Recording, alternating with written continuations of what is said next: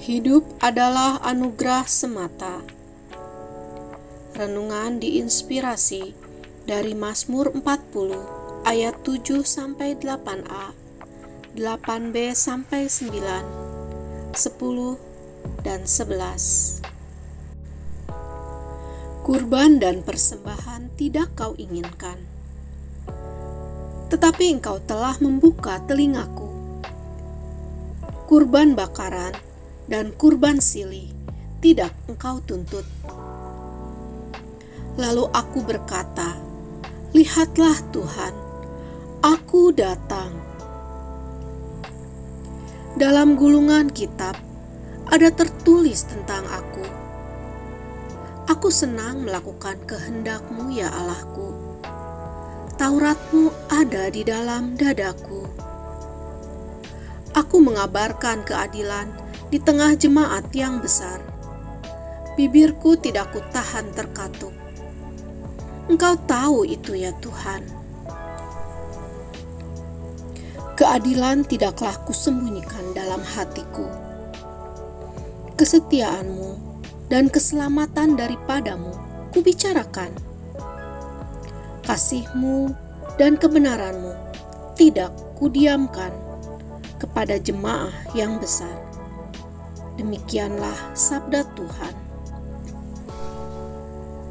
Pada sebait syair Mazmur 40 ayat 7, pemazmur melukiskan bagaimana Tuhan berbisik kepada Daud tepat di lubang telinganya. Pendengaran Daud saat itu juga terbuka dan pikirannya tercerahkan bahwa Tuhan tidak menuntut kurban bakaran dan kurban penghapus dosa, juga tidak berkenan kepada kurban sembelihan dan kurban sajian. Daud diberikan kacamata baru dalam perspektif Tuhan tentang tujuan hidupnya di dunia ini, yaitu untuk melakukan kehendak-Nya dengan suka hati dan mewartakan identitas Tuhan dengan lantang, supaya semakin banyak pribadi yang mengenalnya sebagai Tuhan Sang Penyelamat, yang adil dan setia, juga penuh kasih dan kebenaran. Daud dapat sampai pada tahap seperti ini bukan sekonyong-konyong, tetapi karena dia sudah banyak melewati pahit getirnya kehidupan. Dosa dan luka masa lalunya tidak membuat Daud enggan menoleh ke belakang. Dia dengan berani menapakkan kakinya kembali pada kerikil-kerikil tajam yang pernah mencabik-cabiknya di masa lalu. Daud melihat dan merasakan kembali peristiwa pahit itu dengan sikap batin reflektif dari kacamata Tuhan. Dia sampai pada sebuah kesimpulan, hanya tangan kuat Tuhan yang mampu mengangkatnya dari lumpur rawa dan menjejakkan kakinya di atas bukit. Daud tidak membiarkan pengalaman pahit dan dosa-dosa di masa lalu menjerat dirinya dan membungkam mulutnya, sehingga menghalanginya untuk bersaksi tentang kasih dan kebaikan Tuhan.